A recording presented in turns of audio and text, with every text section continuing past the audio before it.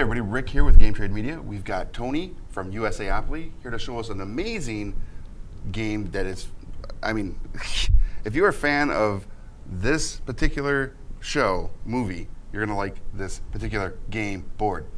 Tell us about it.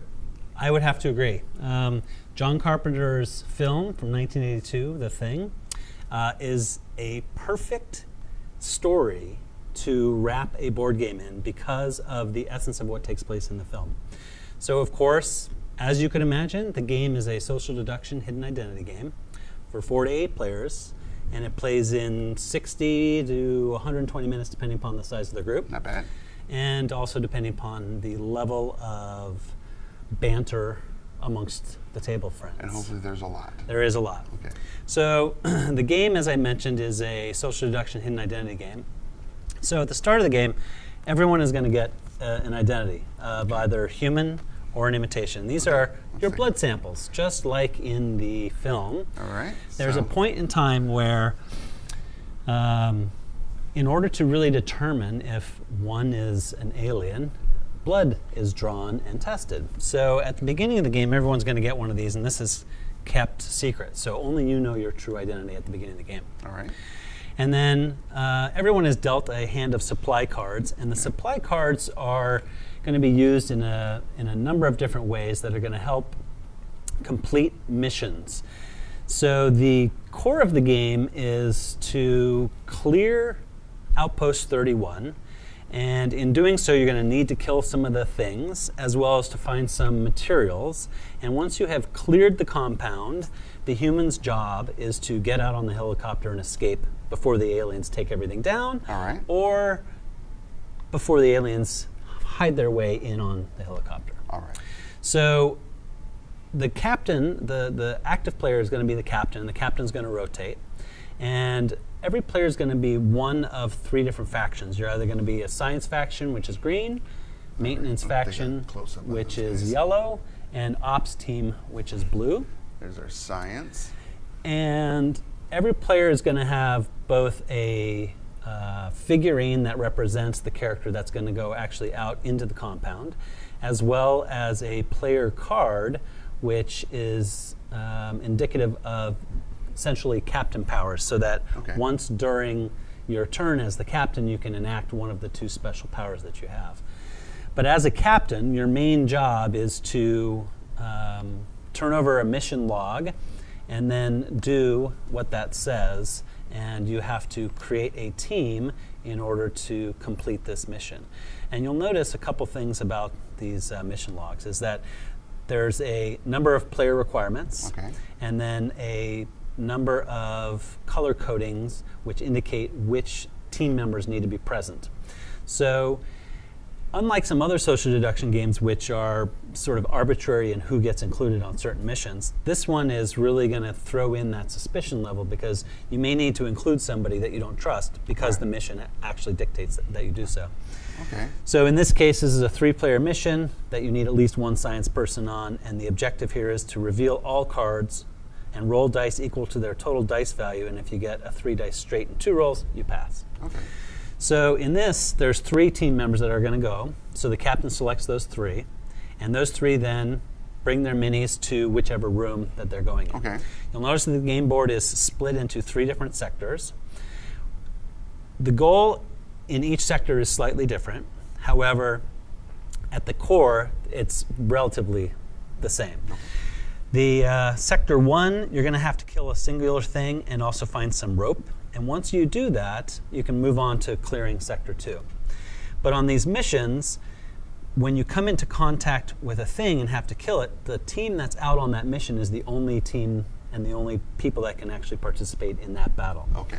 And once out on a mission, so for example, if these 3 characters are here in the kennel on this mission, everyone's going to have a hand of these supply cards, which are represented here. And the supply cards range in numbers from 0 to 3, and those are the dice value. And then some of them have some specialty powers as well.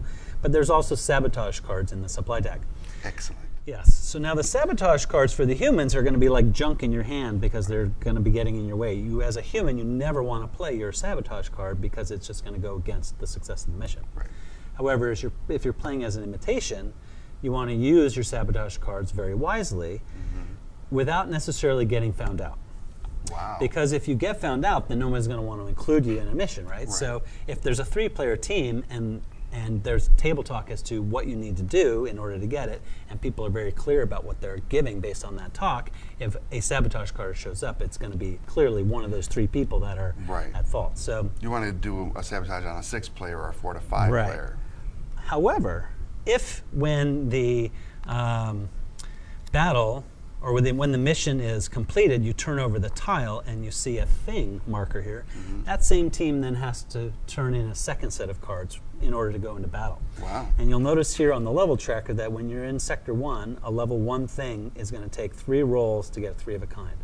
So with only 3 people on that mission, you need high dice value cards in order to get up as high in the number of dice as you can. The game comes with 6, so 6 is a max. So theoretically, it can be done, but it's going to be difficult. So as an invitation, you're going to potentially have 2 opportunities to sabotage. You could be good on the first one, but on the actual battle, you could sabotage the battle. Nice. So this is a game where you can bring your friends and then leave as enemies. Correct. And even as the captain, you could be an imitation and play straight as a human, but then sabotage your own mission. Right at the end. Yeah. Glorious. Yes. Yeah, So you're literally speaking my language. The game is ripe with a lot of that distrust that is very much so present in the film. Right. And the further you go in the game and the more missions that players are going on, the deeper that distrust is bred. And so at the end of the game, there's 2 ways the game can end. If there are a number of missions that fail on this part, the level tracker moves up, and there are some circumstances that take place, some effects that take place. So if this moves all the way up, depending upon which number of players you're playing with, if this moves all the way up, game over, the imitations win. All right. However, if this finishes within a reasonable amount of space before the end game, the humans have one last ditch effort to try and win. And that is to try and get only humans out on the helicopter. So once the entire sectors have been cleared, the last captain of that last successful mission to have completed the last thing is going to pick a final captain. Now, the beautiful thing there is that it's a vote, right? Okay. So there may have been some point where somebody has sussed out one of the imitations, and so they're not going to clearly be chosen. Okay. But there's enough of an agreement that we say we want to choose you to be our final captain. As they would want As to. they would. So it's going to be 1, 2, 3, everybody vote. Okay. So majority says yes, so then you get to be the final captain. Your job now is to pick the people who get to go out on the helicopter with you.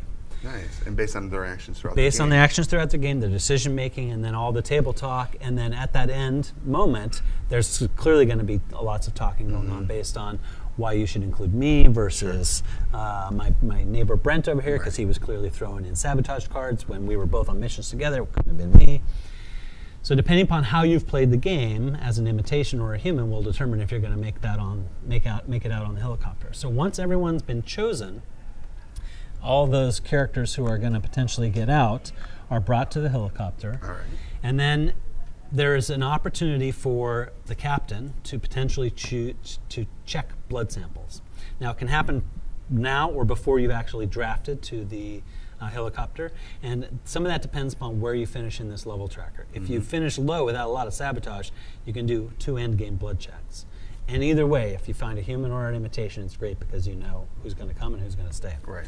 The further this goes up, the less opportunities you're going to get with that. Okay. However, in Sector 3, you can also find a flamethrower, and the flamethrower does a number of things in the game. It allows you more rolls in trying to battle the things or complete missions.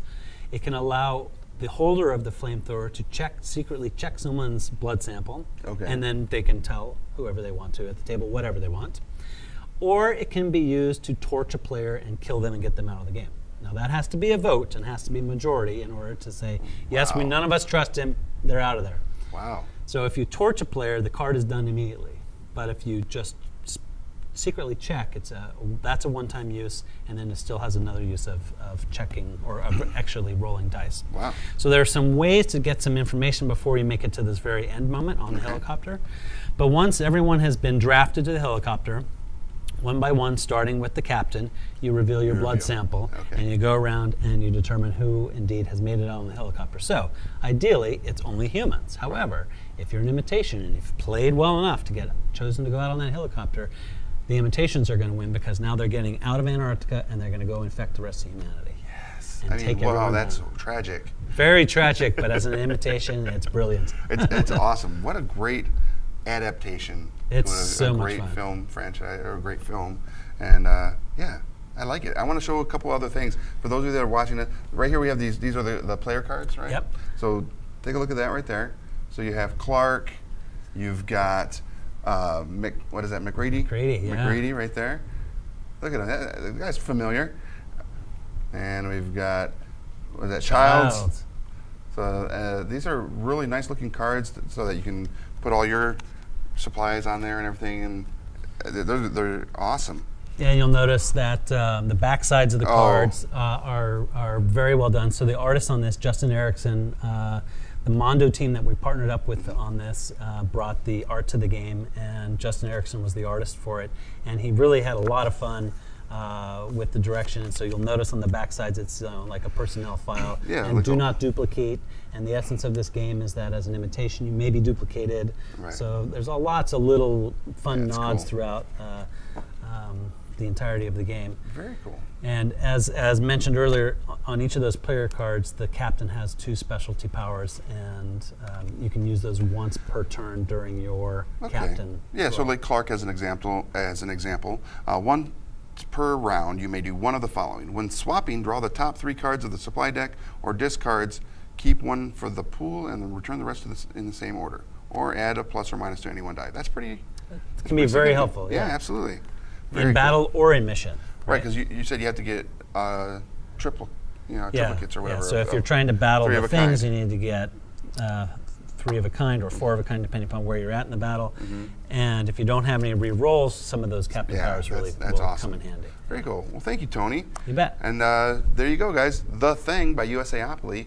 Make sure you go to your local game store and get it when it's available. Again, when is it available?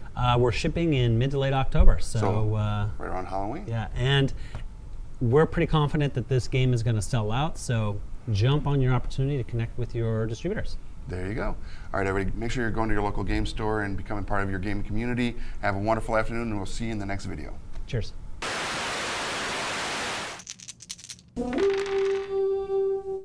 Don't forget to subscribe to Game Trade Media. Leave a like and comment on what videos you'd like to see next.